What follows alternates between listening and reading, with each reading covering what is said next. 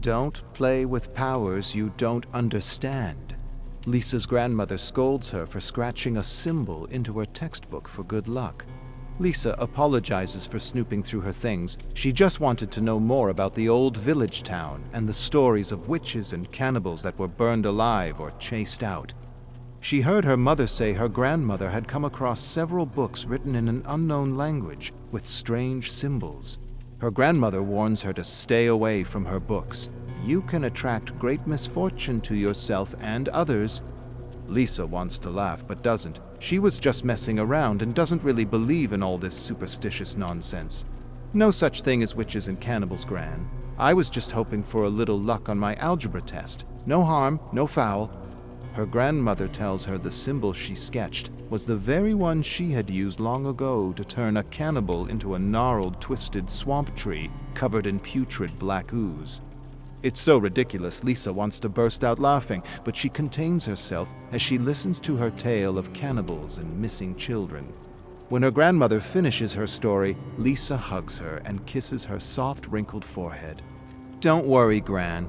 I'm not going to turn into a swamp tree or be kidnapped by a bunch of cannibals. Lisa doesn't know if it's the symbols on her book or some kind of placebo effect, but her math scores are improving. Not as much as they should be, but still. She's passing, and passing is an improvement. Her friend Pam says it's all malarkey. There's no such thing as lucky symbols that can raise your grade. It's all smoke and mirrors, unfounded ancient superstition. Jokingly, Pam says she wants better marks too. She grabs Lisa's textbook and copies the symbol in her school agenda several times. Lisa feels a tug in her gut, and she stares at the symbols with concern. You really shouldn't do that. She yanks her textbook back from Pam. You shouldn't mess with powers you don't understand. Pam laughs. What's the problem, Lisa? If these things can help you pass math, they can help me pass English too. No big deal. Pam begs for another symbol or charm to help her on a test she isn't ready for with a teacher she despises. A teacher she ridicules for being an overweight, pill-popping bore. Lisa refuses to entertain the idea and tells her she's not allowed to look at her grandmother's secret book, let alone share its contents with strangers. Pam shrugs and proceeds to scratch a symbol on her arm with a toothpick. She asks if Lisa heard what happened to the woman near the school. Lisa shakes her head. Pam laughs as she draws blood with a toothpick. Dumbass walked into the street while reading and splat. Crushed by a truck. Come! She flicks the toothpick to the ground, grabs Lisa's wrist, and leads her to a road a few blocks from the school. Lisa covers her nose and can smell the fermenting human fluids in the cracks of the pavement. Pam points out bloodstains and clumps of hair in the road and makes jokes at the dead girl's expense. Lisa grabs her wrist angrily. You mustn't laugh at the dead. Pam yanks her wrist away. Stop being creepy, Lisa. It's not like she's still around to get offended. Besides, your symbols got me covered with all kinds of luck. Lisa stares at Pam's arm with concern and hopes the dead girl's spirit didn't take offense. Her grandmother says sometimes spirits linger, especially when they don't want to be dead. Last thing she needs is some dark force following her for the rest of her life. Pam's English teacher died of unknown causes, and Pam's dancing with joy, relieved she doesn't have to do his stupid test on some irrelevant dead author. I don't care what English teachers say. James is unreadable and confusing, a pseudo-intellectual who kept everything vague because he didn't actually know what the hell he was talking about. Lisa shrugs, disagrees, but doesn't want to get into it with her friend, her annoying friend. She likes his books, the way his style allows her to live in his character's head for a little while. She finds his novel about an artist to be a fun, formless, dreamlike stew with plenty of style and substance. But what does she know? She's only 16, and her English marks are below average. Pam hoots and hollers, and with a mischievous smile, she reveals a hand covered with ink-smudged symbols. Best luck in the world. No test, no lardass, no dead authors for the rest of the year. Thanks, Lisa. Lisa stares at the symbols on her hand and wants to yell at her for being so careless with things they both don't fully understand. She closes her eyes and hopes her English teacher wants to be dead and that he isn't lurking about. The class is at the funeral out of respect for their beloved English teacher. The pallbearers struggle and strain under the weight of the coffin. Pam leans toward Lisa and whispers how lucky she is and how unlucky the poor pallbearers are to have to lift such a heavy coffin. Imagine having to carry that lard ass to his grave. Lisa nudges Pam and tells her to quit it. As the pallbearers approach them, she feels a sudden tug in her gut. An instinct tells her to take some distance from her friend. An image of lightning striking Pam flashes through her mind. She wonders if an angry spirit could make that happen. Every muscle, organ, vessel, fried in an instant for her hubris. Pam snaps Lisa out of her thoughts with another tactless comment. Lisa hears her grandmother's voice in her head, telling her that her friend has tempted fate by laughing at someone else's misfortune, for having laughed at the dead. She doesn't really believe in all her grandmother's superstitions, and yet she inches away from her friend, staring at the darkening clouds, waiting for lightning to strike Pam down.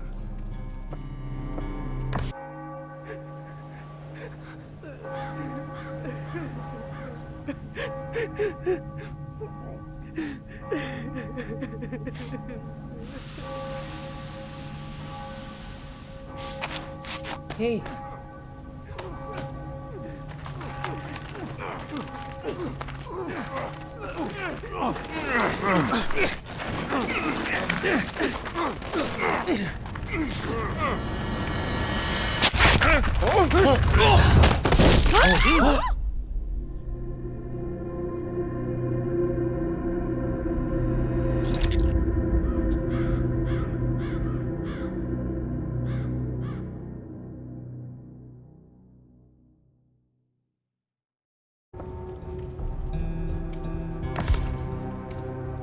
Ace rushes into Uh-Oh's sports bar, still pumped with the excitement of the mixed martial art title defense he just watched. Female lightweight MMA champion Mika James knocked the challenger out in the first round, and now he's ready for another thrill. He sits with his buddy Wallace. Did I miss anything? Wallace shakes his head. Nah, they're preparing the bowl now. Ace laughs out loud. Hilarious. The guy's going to try to swallow a bowl of slugs. Only at Uh-Oh's would they hold such a ridiculous bet. Wallace nudges Ace and levels a wager. 10-1, he pukes it out. Ace looks at the idiot and the bowl of living slugs in front of him. His instincts tell him, this guy's actually going to do it. Ace just cleaned Wallace at the MMA fight, and he doesn't mind taking more of his money. Ace scrutinizes the idiot just to make sure his gut isn't leading him astray. Most people would puke trying to swallow the first slug, but not this guy. This guy knows what he's doing. He's a winning horse, a sure thing. All right, let's say double our last bet. Wallace nods and assures him he's going to lose. Ace smirks. We'll see about that. As he stares beyond the idiot preparing to swallow slugs, he's amazed to see Mika James at the bar in her signature tracksuit. They exchange a look. He points at his fan shirt and extends a thumbs up for a great title defense, but she looks past him as she nurses a beer. Wallace sees Mika and nudges Ace. She could kick your ass in 2 licks. Ace scoffs. That's a bet you would lose, asshole. I'm double her size and strength. Wallace snickers. I say you don't last 10 minutes. Nah, you don't even last 5 minutes. Wallace is talking shit just to talk shit. Before Ace can respond, a bell sounds, and everyone goes silent as the idiot lifts the bowl of thick, moist slugs to his trembling lips. Ace stops breathing, narrows his gaze, pulls out his lucky alligator tooth, holds it in his fist, and just knows he's got a winner. In a few short minutes, he'll be laughing all the way to the bank. Come on, idiot. Swallow those slugs. Ace doesn't understand what happened. He had Wallace dead to rights. His winning horse confidently slurped down the slugs one at a time as though he were enjoying a bowl of fresh sushi. Then he stops with the last one dangling out of his mouth. Cocky little shit. He smiles and swallows. But the damn slug doesn't go down. Not as he planned. Ace can see a lump oozing and squirming down his throat. It slithers down, but it must have tickled his gag reflex or something, because he instantly loses his smile. There's a silence. The idiot begins to squirm uncomfortably in his seat. The crowd goes, uh-oh, and all of a sudden, a projectile of slug chum shoots out his mouth, and Ace hangs his head, realizing he just lost everything. Wallace laughs out loud and slaps his back. Told you so. Ace doesn't say anything. Tell you what, double or nothing if you last 5 minutes with Mika James. Ace stares up at Wallace. What's in it for you? Wallace narrows his gaze. Your lucky alligator's tooth. Ace hesitates. Wallace smiles. What? Thought you were double her size and stronger. Ace looks at Mika, at Wallace, at Mika again, and nods. I'll knock her out in 2 minutes and then buy her a drink. Wallace smiles, stands, and heads over to the manager of the club to make the arrangements. Ace stands and figures he may as well introduce himself to the champ. What the hell was I thinking? Ace staggers to his wobbly feet. Oh yeah, I wasn't. Mika steps toward him. He throws a desperate right. She ducks with a grin. He follows with a left. She sidesteps and he sees black and a few stars fading in and out of existence. What the hell did she hit me with? He doesn't know. All he knows is he's on his ass again and his eyelids feel like cement. He forces them open and stares up at the timer. 30 seconds. How can that just be 30 seconds? Either the timer is rigged or time itself is slowed down to an impossible crawl. Shit! I'm in trouble. But I ain't losing my lucky gator's tooth. He doesn't know much right now, but he knows Mika's got him outclassed in every way except guts and luck. Ace stands on wobbly legs and smiles at one of the dozen Mikas swirling around him. He regards a dozen clocks, narrows his gaze, and calculates. 4 more minutes. I can do this. The crowd is hollering and jeering. Fine, fine, fine. Ace stares at the timer and is relieved to pass the 2-minute mark. Only 3 minutes to go. He just wants to last and has completely given up on the idea of knocking Mika out. He'll be happy if he can land just one punch. He thinks he might need to grab her hair and punch below the belt just to get her to back off. But she moves faster than his eyes can track, and he's convinced his feet are turning to spaghetti. She stares at him like a hungry tiger and throws a roundhouse kick. He ducks, laughs, just as he feels her hand knit over his head and her wicked knee in his face. Black fills his vision. A moment later, he's on the ground, swirling in a pool of stars with the crowd giving him a count in unison. He's up at 5, with a fat lip and a pathetic smile. Minutes don't feel like minutes. They feel like hours, days. 3 minutes and Ace wants to throw in the towel, but his pride won't let him. His common sense is telling him to quit before she breaks another rib. He gets the sense he won't be laughing to the bank, but to the hospital. But he can't give up. He won't give up, and he certainly won't lose this bet. He's going to win, even if winning kills him. For a moment, he half remembers a quote about sitting on a stove with a pretty girl, or a pretty girl cooking at the stove, or something about a pretty girl and a stove. He's getting it all wrong, but he knows it has something to do with time. Mika smashes a fist straight into his puffy face, and he staggers back and nearly buckles over. He manages to keep his balance and tries to smile, but just as soon as his lips part, he somehow finds himself on the hard floor, staring at a crowd that seems miles away, laughing as they give him a count in unison. He rolls on his belly and pushes himself up, groggy and spaghetti-kneed. It's gonna take a lot more than that to keep me down. 2 rights and a nose that's already broken. She clearly doesn't want to lose. She wants to knock him out, but that won't happen. Ace won't let it happen. Outclassed in every way except guts, he clambers to his feet. He tries to smile at her. That didn't hurt, but it did. Really did. Before his smile breaks, he finds himself in a headlock. Shit, she's fast! Mika twirls him around like a sack of potatoes and thrusts him into a table. The table breaks. So does something in his chest. He thinks it's a rib, but he didn't think he had any more that could be broken. He gets up, manages a grin, and charges her, grabs her rock-hard arms, pins her to the wall. A surge of adrenaline fills his entire being. He's got her now. He shoots his fist out at her face. She drops to the side, and he shatters his hand against the stone wall as he feels her lift him off the ground. A moment later, she twirls and throws him into the crowd, with his broken hand swelling and throbbing with every heartbeat. The crowd scatters and lets him fall hard on the ground. Something cracks. He hopes it's not a bone. Everything is distorted. He feels like he's underwater listening to a muted crowd hollering for him to get back up or stay down. He can't quite tell anymore. He stands and stares at the timer, feels a sharp pain in his mouth, and senses an awkward gap.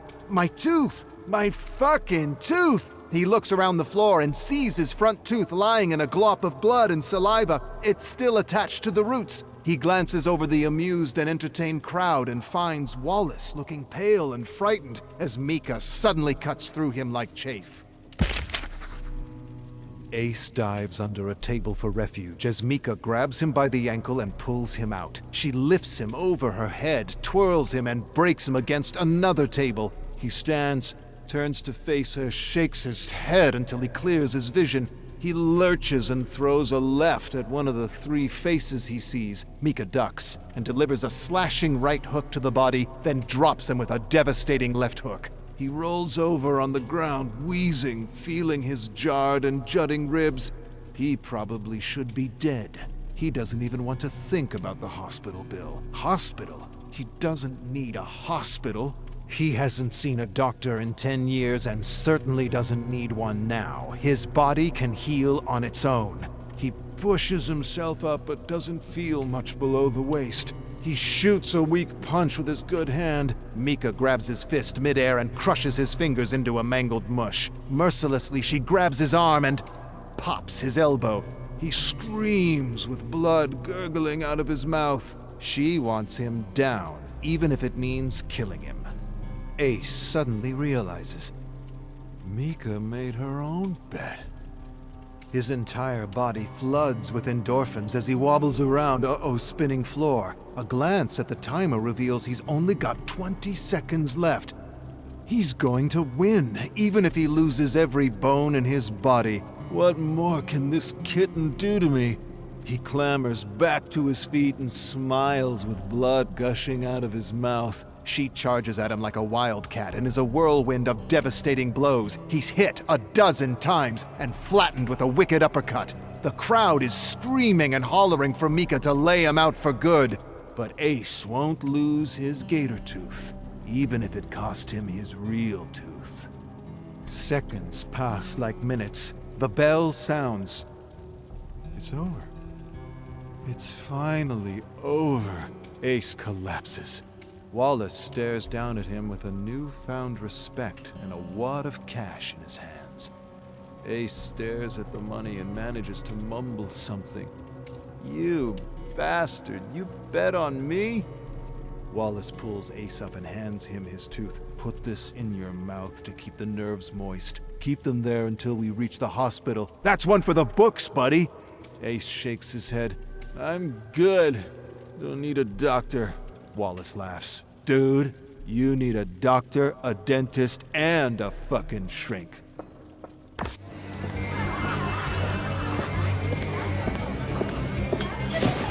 Hey.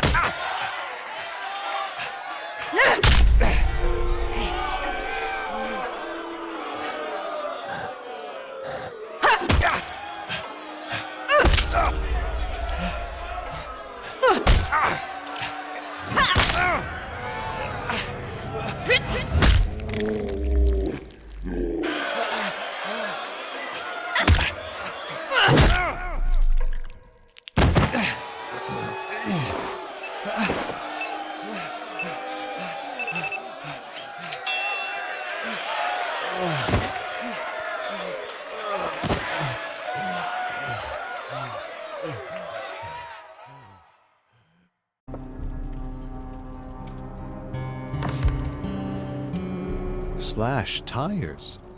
Sounds a bit extreme. Meg regrets showing Coach Jenny how fast she could run during phys ed class. She saw something she liked, asked Meg to run, and now she wants her to race at the state championships. From a virtual nobody to glorified jock almost overnight. New friends, bitter rivals, and rumors abound. Why Meg? Why does she get a free ticket? She never practiced, sucked up, or took diet pills to keep her weight in check. Why her? What makes her so special? The idea of a free ticket makes Meg laugh. No free ticket for her. She's always loved to run, just not in an organized way. And she's quite certain she put more hours into her passion than anyone else on the team. The team dresses Meg up in a bandit costume with black and white stripes like a criminal in a silent film. It's so stupid she wants to scream. Two team members argue over the costume and finally decide on dropping the cliché bandit look for a more contemporary supervillain costume. They make a mask and tell her to slash tires near the police station. Then they exchange anxious looks with one another. Sounds less like initiation and more like a way to get her off the team and into a prison cell. Dana gives her a strange look, a dirty look. Seems like she has an upset stomach, gas even. She hates Meg for beating her time and probably wants to see her locked up. The rest of the team thinks up supervillain names for Meg: Street Rusher, Super Blaster, Dare Diva, whatever. They're all stupid. Just choose a name already. Dare Damsel Meg bolts through the streets, stirring up laughter and attention. She feels stupid and scared at the same time, lurking about in her supervillain costume. Meg pushes down her fear, composes herself, focuses her thoughts. If they want a slash tire, they'll get one and more. I'll go straight into the belly of the whale and pull out a rib. She laughs at the image, wonders where it came from, and realizes it's from one of the stories she recently read to her mother to help her fall asleep despite her deteriorating condition. Doctors don't know what she has, and they can't afford the doctors anymore. Don't let your thoughts betray you. Meg pushes her grief out of her mind as pedestrians laugh and point at her costume. I'm going to target the police and set the record of this stupid hazing ritual. Determined, Meg approaches the Colorado police station with her heart beating at a record-breaking speed. She kneels behind a cruiser, hesitates. Her hand trembles involuntarily. She's not used to breaking the law. She takes a deep, calming breath. First time for anything. Then, with a pocket knife, she slashes a tire, yanks a piece of rubber off, and backs away. Before the officers realize what's what, Meg's a bolt of lightning. Her heart's pounding in her throat. Her legs are a blur. The police give chase but eat her dust. She returns to the team with a piece of slashed rubber and a new team record. A police cruiser. An actual police cruiser. Beat that! The team laughs and jeers, except for Dana, who stares at her with her usual gas face. No one on the team has ever done anything so bold. Welcome to the team, Dare Damsel Meg.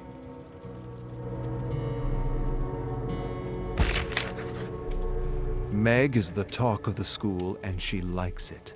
Coach Jenny tells her she still needs a lot of work in the mechanics of running. She doesn't even know what that means. She's been running in the mountains with her mother for years, and she never had to learn the mechanics of running. Coach says for the next few practices, she needs to improve her confidence on the starting line. Sure, that shouldn't be a problem. Coach spends a lot of time with Meg, and many on the team are beginning to take notice. Dana makes snide remarks in the shadows about Meg's body being disproportional, about Meg having beginner's luck, about how Meg's legs seem disproportional to her torso. Meg ignores her, refuses to dignify her jealousy by responding to it. Dana gets no reaction from Meg as she talks about how her thighs are just a bit too thick for running. Dana gives her that stupid gas face. Meg glares at Dana with a flood of expletives she wants to unleash. "You'll eat my dust soon enough, wench!" Meg suppresses her anger and smiles politely, thanking the wench for her concern, telling her she's confident her so-called disproportional body and thick thighs will prove advantageous at the championship.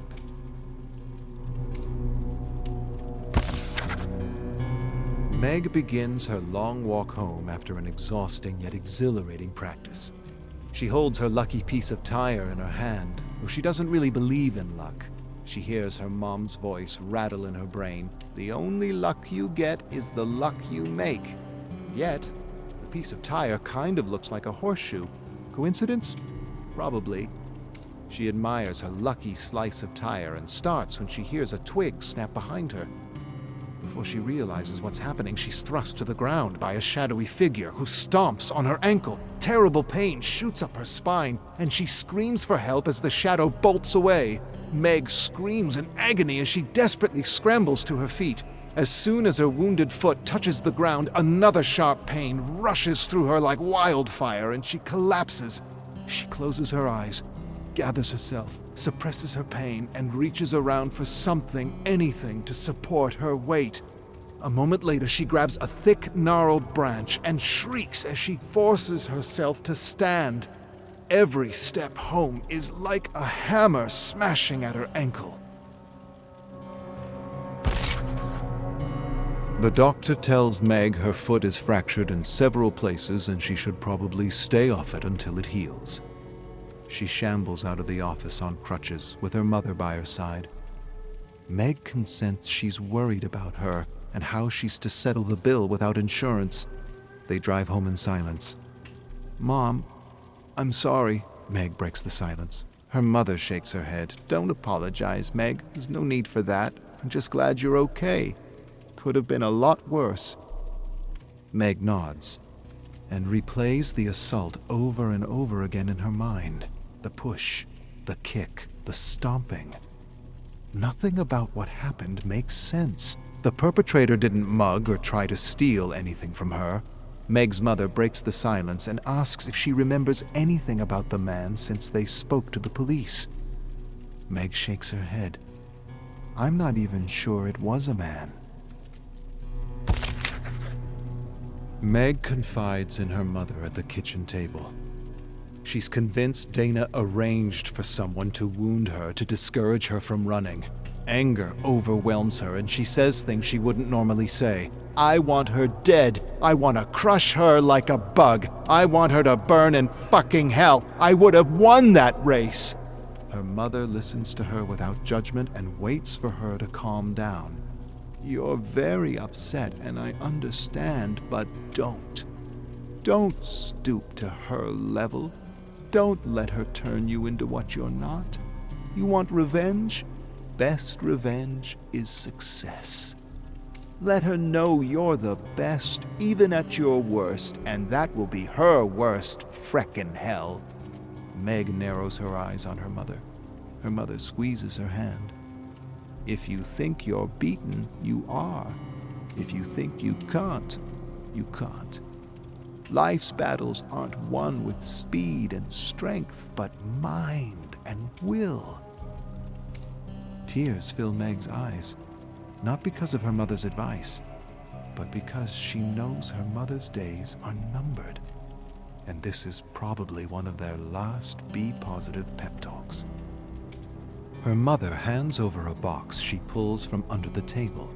Meg lifts the lid to reveal a black dress unlike anything she's ever seen or worn.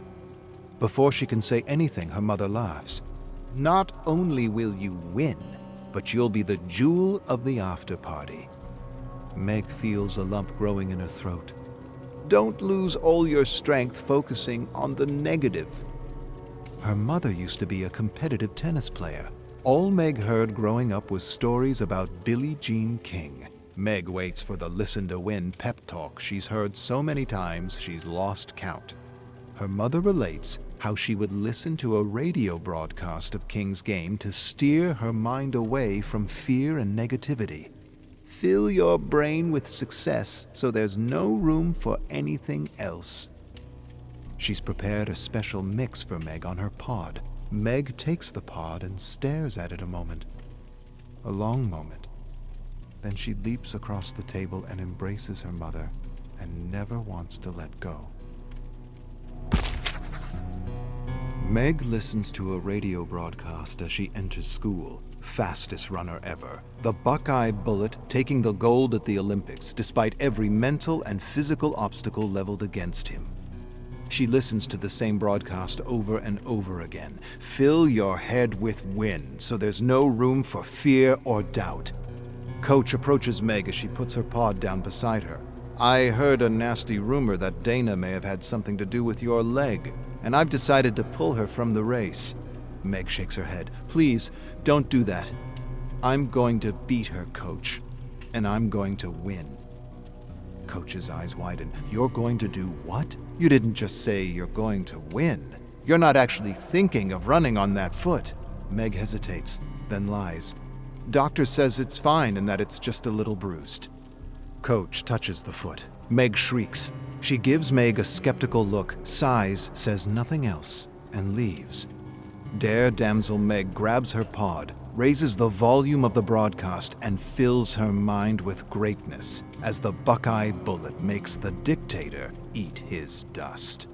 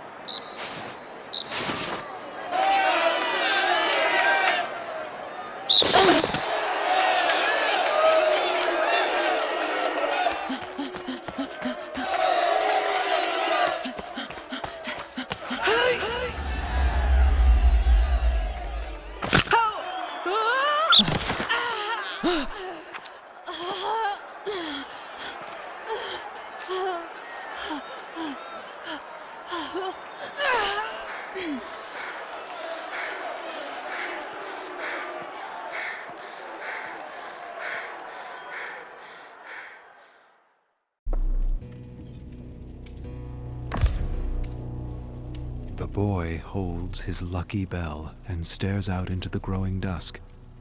Night is coming, and with it the promise of monsters worse than anything his father has ever described in his campfire stories. Rumors of endless massacres terrify him, and he hopes his mother and father will soon return.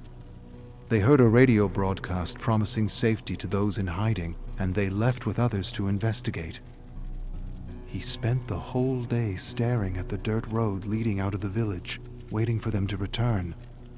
A few returned with wounds and horror stories, endless stories of death, destruction, and mayhem. He didn't understand any of them. They hate us. Why? Why do they hate us? Because the radio and the television tell them to. What did I ever do to them? You were born in newly created Nigeria. That's what you did. You were born a northerner. His grandmother approaches. Did you see anything out there? Philip shakes his head. If you see anything, if you see danger, ring your father's bell and hide with the others. Philip nods and stares at the bell. Will they come back? His grandmother hesitates for a long moment. I don't think so, Philip. They're hiding. Tears fill his eyes as his grandmother disappears into a small thatched home. He feels a tear slip down his face and he knows, just knows. He will never see his parents again. Grandmother Abigail hasn't smiled for days. A terrible smell of rotting flesh drifts into their village, and she tells Philip it's the stench of decomposing cows. Philip nods, but knows she's just trying to protect him from the truth. He heard the elders talking by the well. So many dead, and they are burning the bodies before there is an investigation. Who is burning the bodies? killing crews, human butchers, men paid to make his people disappear as though they were an infestation of cockroaches, a deal with the devil for money. He hates them all and tries to sleep but can't. All he can do is stare at the door where he hopes against hope to see his parents again. But he knows they're never returning, and all he has left is grandmother Abby. Abby approaches him and lies beside him.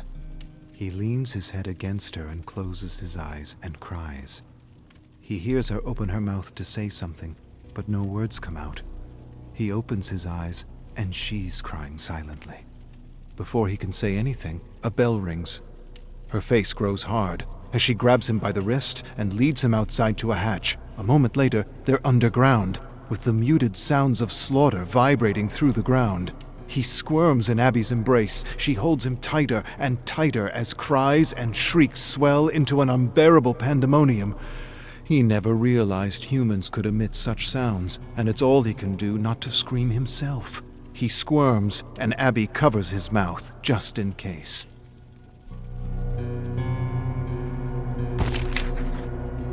Silence.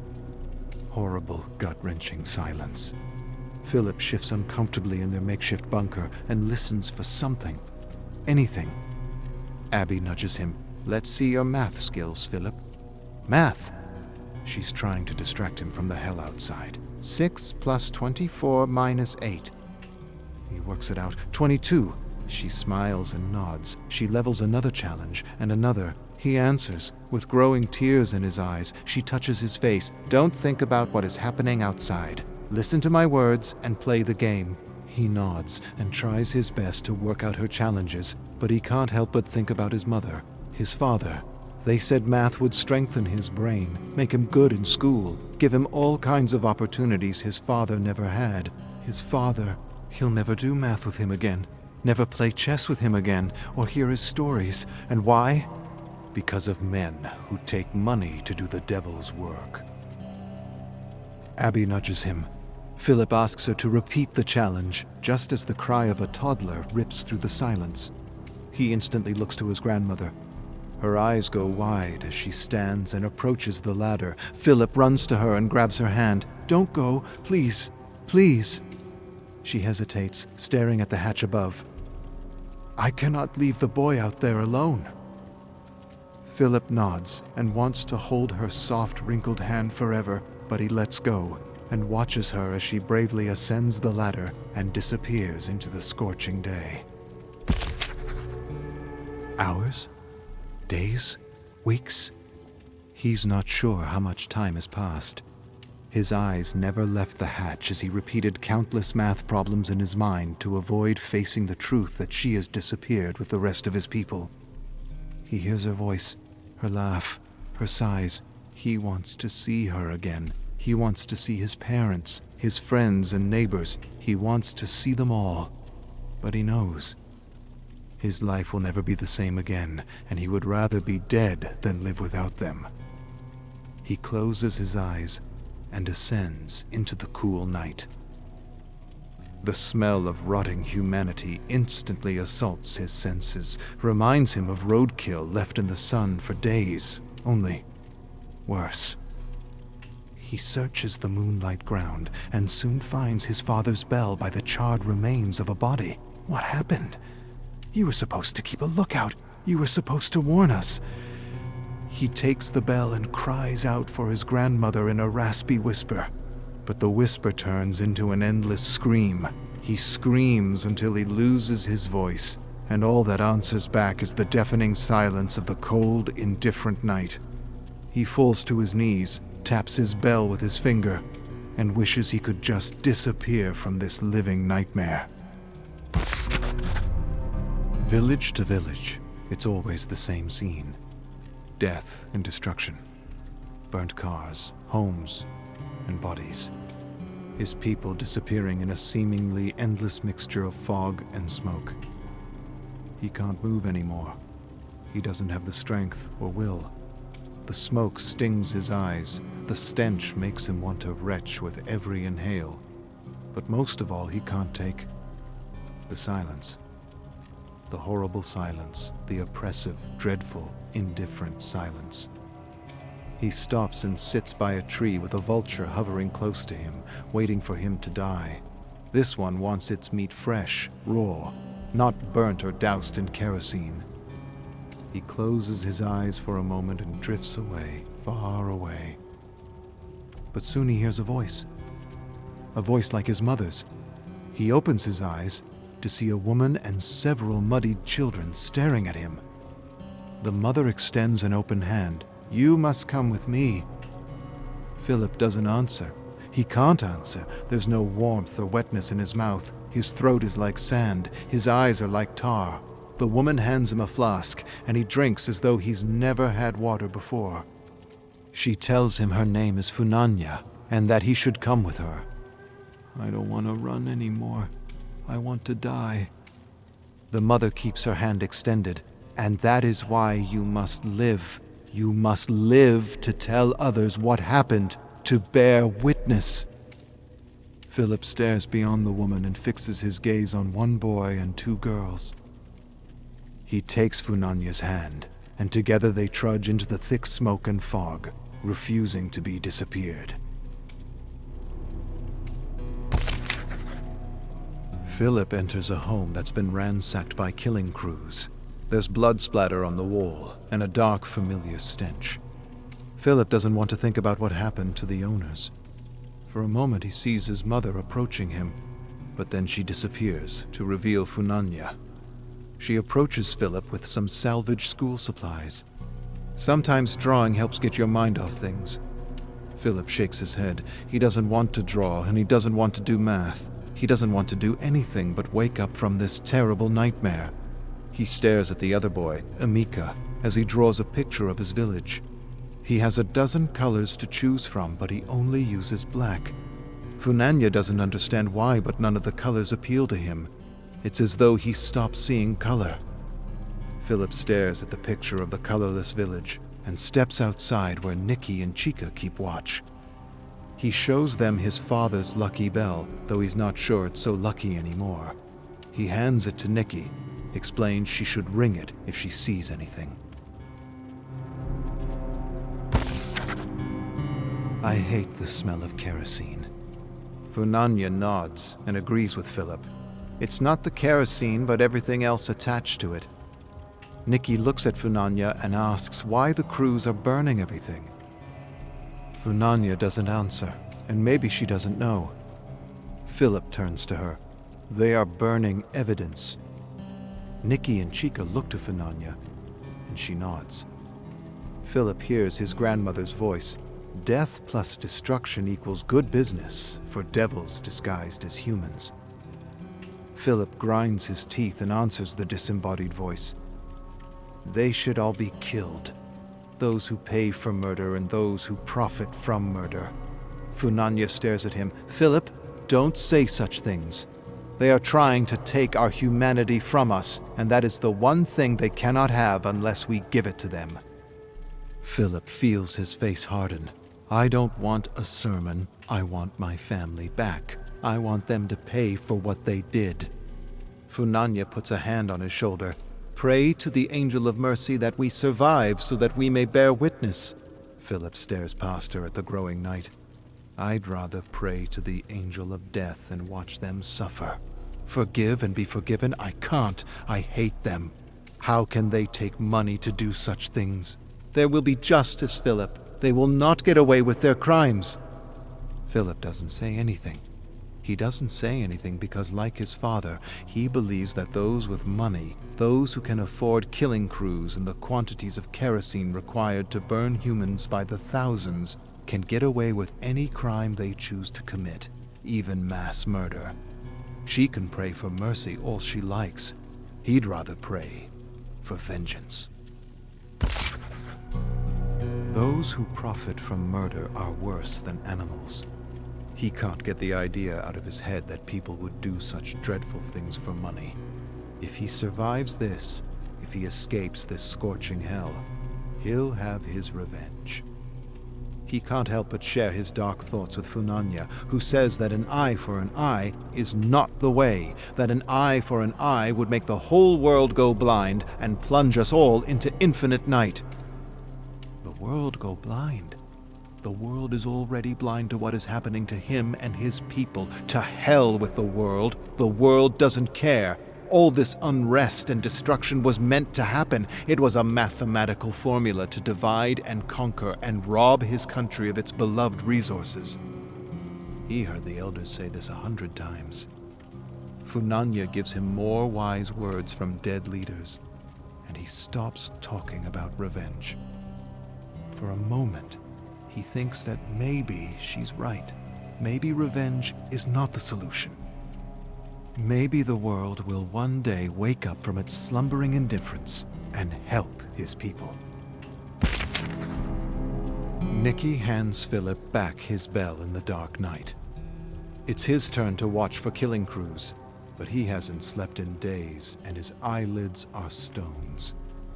He holds his bell close to his heart, and for a moment, just a moment, he closes his eyes. Just for 1 minute. He awakens in the heat of the morning with a start and a terrible feeling. He vaults to his feet and searches for his new friends. He finds one, pieces of one, of another, he's not sure. He hears someone moaning. He searches and finds Funanya. Not dead, but dying, sliced at every tendon, writhing in agony, covered in something golden. Honey. They poured honey over her, and 1,000,000 tiny black things swim, drown, and gorge on the gold and crimson streams dripping from her open wounds. The ants are crawling under her skin and eating her alive. He kneels beside her and tries to swat them away, but it's no use. They're everywhere. Funanya whimpers and sputters blood as she tries to speak, but her tongue is missing and all that issues is a terrible rattling noise. Philip kneels before her. He doesn't know what to say or do. I fell asleep. I'm sorry.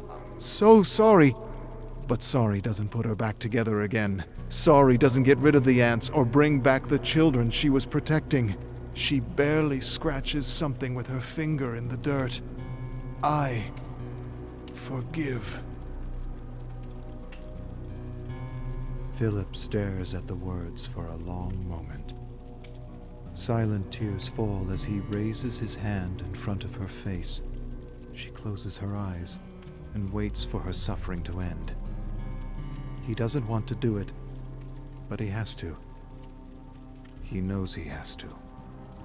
He closes his eyes and lowers his hand over her mouth and nose. And for a moment, just a moment, he becomes her angel of mercy. Philip enters another decimated village under the cover of darkness and sees a crew.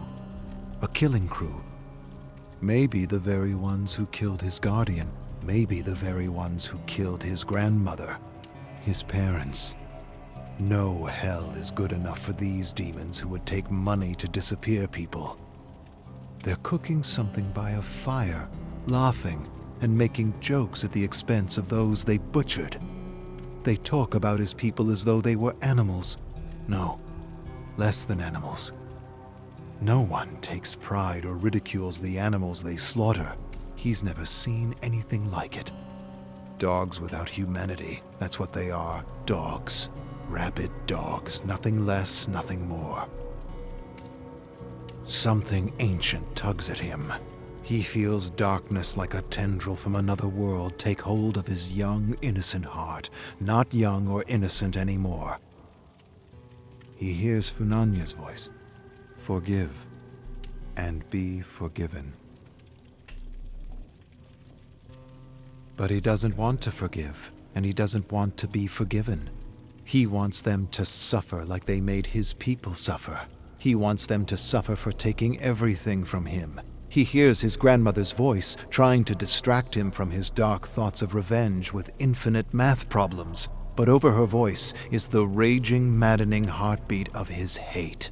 Her voice screams out equations and challenges, but he glares at the men. He feels kerosene coursing through his veins and he's ready to explode. An eye for an eye, and the whole world plunges into infinite night. Good. Philip notices the guns by the jeep. He could grab one and shoot them all. But he's never used a gun, and they'd probably run away. He could find a knife or machete, but these dogs would overpower him. Just walk away, Philip. Never look back. It's your duty to survive and bear witness. He ignores the voices in his head and only wants one thing. He wants them to suffer and disappear. He wants to... Yes. Take their kerosene and make them disappear the same way they made his friends and family disappear. In a swirl of smoke. And for a moment, just a moment, he is the angel of death swooping through infinite night.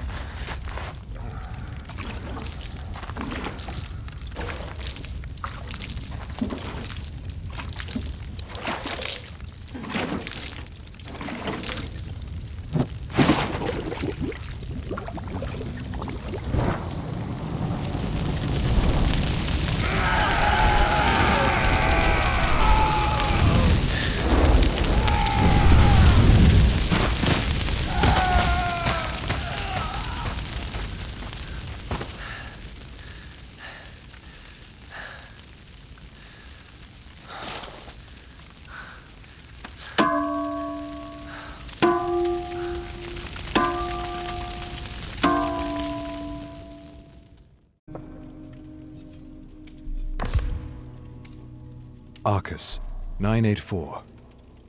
More luminous energy, sent to me by an unknown ally. With this energy, I was able to open a small window that allowed me to look into a lost realm, where I saw, to my great surprise, a city with survivors, living as though nothing was out of the ordinary. The window eventually closed, and I spent the entire evening imagining how such a thing could be possible, or if it was merely an illusion. The same night, another surge of energy permitted me to open a doorway into a realm I didn't much recognize or dare explore. I stared at the scintillating doorway until it faded out of existence. It's as though the one manifesting these sacred glyphs is trying to help me delve deeper into the mysteries of this dimension. Or perhaps he is suggesting that the answers to my salvation are hidden amongst the countless realms discarded by this old one since time immemorial.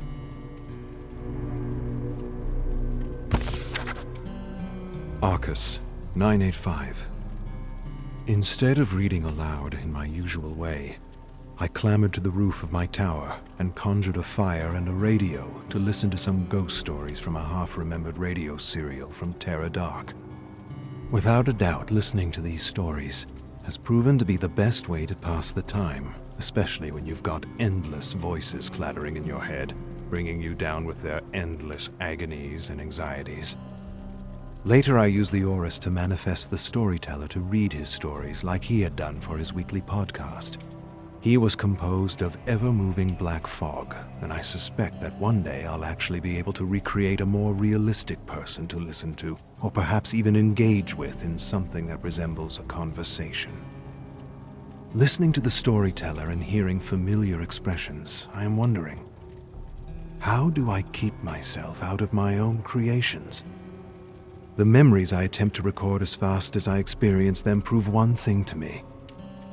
They show me objectivity is impossible, or elusive at best, and I'm never quite sure if my logs are a true and accurate depiction of the subject's memory, or a whiskey-laden interpretation of a nightmare.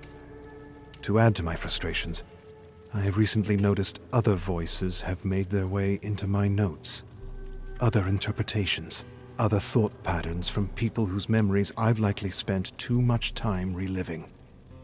They are becoming a part of me, and that wasn't supposed to happen. Arcus 986. The storyteller kept me entertained throughout the night with his gory tales of Nosferatu, so that I almost forgot my own personal living nightmare. His stories entertain and make for a perfect distraction when smashing golf balls into the abyss just won't suffice. There have been countless tales of vampires, and to be certain I've read most of them. But to my mind, his are the most chilling. More than once now I've woken in a cold sweat with the sense that my tower has been overrun by these horrible creatures with fangs for teeth. Arcus 987. Another incident woke me in the middle of the night. An incredible surge of energy coming to me from an undetermined source. At first, I thought my mind had given way to illusions and wild imaginings, until I realized the energy surging through my tower was widening yet another doorway into a lost realm composed of memories from an unremembered civilization lost to time. I approached and stared into the remnants of a war-torn, abandoned city, with the eerie cry of a baby echoing in the distance. Just as I made to enter the lost realm, the scintillating doorway shrunk and sizzled out of existence. I soon realized it may very well be possible to explore this old one from my tower with the help of this unique energy and the Aurus.